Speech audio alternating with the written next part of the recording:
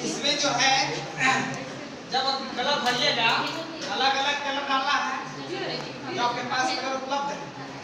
और सुन लो, ध्यान दीजिएगा, जो स्केच पेन लाए बारीकी से धीरे धीरे कीजिएगा बॉक्स को। जो आपका जो ऐसा बनाएगा तब अच्छा कलर लगेगा और बहुत सुंदर लगेगा, है ना।